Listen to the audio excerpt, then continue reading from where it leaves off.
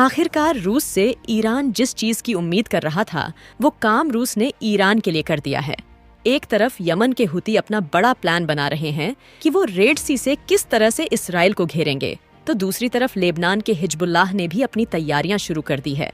तो वहीं ईरान ने हानिया की मौत के बाद तुरंत हमास का नया चिफ मिसाइल को बनाने का फैसला लिया है और उन्हें ईरान बुलाया है। इसके अलावा तुर्की के नए राष्ट्रपति तैयब अर्दोगान ने नेटो को बुरी तरह से घसीट दिया है और बाइडेन को भी आड़े हाथों लिया है।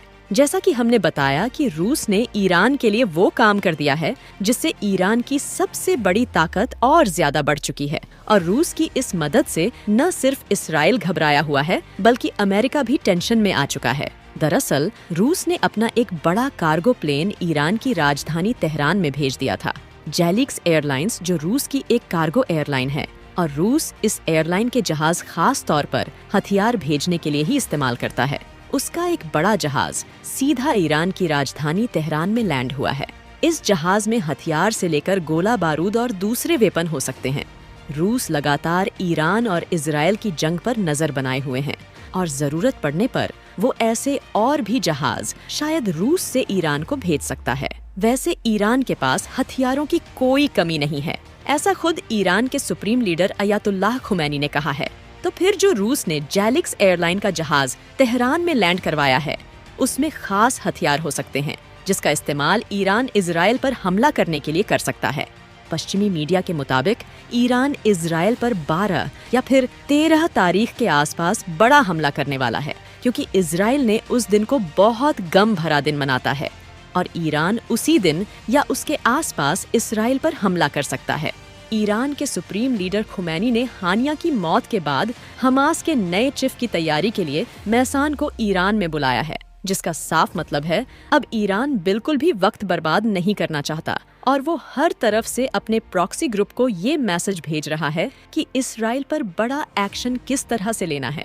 12 और 13 तारीख के दिन इसराइल के लोग तीसा बाव नाम का एक गम भरा दिन मनाते हैं जिसमें वो अब तक के इतिहास में मारे गए यहूदियों को याद करते हैं। और सोलोमन टेम्पल जिसे 2 बार गिराया जा चुका है, पहली बार उसे बेबीलोनियन अम्पायर ने गिराया था और दूसरी बार रोमन अम्पायर ने। उन्हीं घटनाओं को याद करके इजराइल के लोग बहुत दुखी होते हैं। उसी दिन ईरान इजराइल पर हमला कर सकता है। उधर हिजबुल्लाह ने भी अपने रॉकेट एंटी बैलिस्टिक मिसाइल को तैयार कर लिया है। इसराइल ने कुछ ही दिन पहले हिजबुल्लाह के एक खास कमांडर फौद को मारा था जिनके साथ 2 औरतों और बच्चे भी मारे गए थे। इसके बाद से ही हिजबुल्लाह ने अपनी कमर कस ली है और इसराइल को सीधी धमकी दी है कि वो इसराइल का तीसा बाव का गम भरा त्योहार और ज्यादा गमगीन कर देगा। उधर रेड सी से भी यमन के हुती बड़ी तैयारी में लगे हैं। वैसे हुती इसराइल पर डायरेक्ट ड्रोन और मिसाइल दाग सकते हैं लेकिन वो उनकी ताकत नहीं है। इसीलिए हुती इसराइल को सबसे ज्यादा कमजोर रेड सी में बनाने वाले हैं क्योंकि जो रेड सी है वो इसराइल तक पहुंचाने का सबसे कम वक्त लगने वाला रास्ता है और आसान भी है। यहीं से ज्यादातर यूरोपीय देश बहुत ही कम टाइम में इजराइल की बंदरगाहों पर सामान पहुंचा देते हैं। इसी रास्ते से इसराइल को बड़े बड़े कार्गो कंटेनर में अमेरिका या दूसरे यूरोपीय देश हथियार भेजेंगे, इसराइल को तेल भेजेंगे और दूसरे ऐसे हथियार भेजेंगे जो जंग में इस्तेमाल करे जा सकते हैं। और हुती विद्रोही अपना निशाना उन्हीं कार्गो कंटेनर्स को बनाने वाले हैं क्योंकि जब इसराइल तक सामान ही नहीं पहुंचेगा, हथियार ही नहीं पहुंचेंगे तो वो जंग कैसे करेगा। और इसी चीज का डर अमेरिका को सबसे ज्यादा है क्योंकि अमेरिका के बिना सपोर्ट के इसराइल इतने मोर्चों पर एक साथ जंग नहीं कर सकता। इसीलिए अमेरिका ने अपने 1-2 नहीं बल्कि 12 नेवल वॉरशिप मिडिल ईस्ट में उतार दिए हैं। लेकिन ये पहली बार नहीं है जब अमेरिका ने इसराइल को बचाने के लिए अपने फ्रिगेट और नेवल वॉरशिप मिडिल ईस्ट के समुंदर में उतारे हों।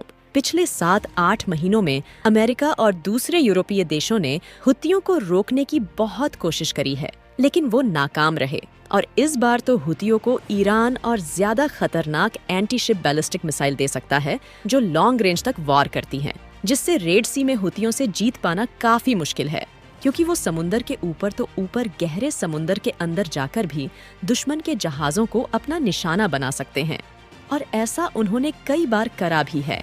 उधर तुर्की के तैयब अर्दोगान में नेटो को इजराइल की मदद करने में टांग अड़ाई है।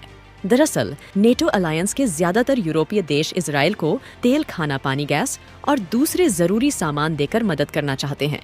लेकिन तुर्की भी नेटो का मेंबर है, तो उसने साफ तौर पर इजराइल को मदद ना भेजने पर जोर दिया है, जिससे इजराइल को इतना गुस्सा आया कि उसने नेटो से अपील कर दी कि तुर्की को नेटो अलायंस से बाहर कर दिया जाए। इसके अलावा अर्दोगान ने बाइडेन को भी आड़े हाथों लेते हुए ये तक कह दिया है कि पूरी दुनिया की इंसानियत के लिए बहुत बड़ी टेंशन है। ईरान की पलटवार करने की तैयारी को देखते हुए नेतन्याहू ने इजराइल के लोगों को तैयार रहने को कहा है कि उनके शहरों पर कभी भी बड़े हमले किए जा सकते हैं। इसलिए इजराइल में जितने भी बम शेल्टर्स बनाए गए हैं, उनकी लिस्ट जारी कर दी गई है। साथ ही इजराइल के लोगों को ये भी कहा गया है कि उन्हें हमले के बाद सिर्फ 90 सेकंड में उन बॉम्ब शेल्टर्स में पहुंचना होगा।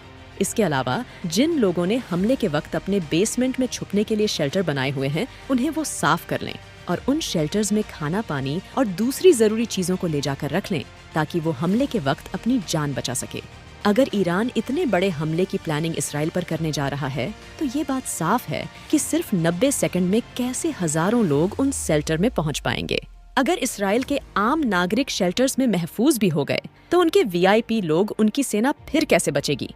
क्योंकि अभी तक हिजबुल्लाह, हमास या हुती सिर्फ इजराइल के सैन्य ठिकानों को अपना निशाना बना रहे थे। लेकिन बीते कुछ महीनों में गाजा में हजारों लोग बेवजह मारे गए हैं। लेबनान, सीरिया, ईरान और यमन के आम लोगों की भी काफी जानें गई हैं। ऐसे में अगर ईरान ने इजराइल के शहरों पर हमला किया, तो वहां भारी नुकसान हो सकता है। अब देखने वाली बात होगी कि ईरान इजराइल पर किस तरह से पलटवार करेगा और क्या इजराइल ईरान के हमलों से बच पाएगा। ये तो आने वाले कुछ ही दिनों में पता चलने वाला है।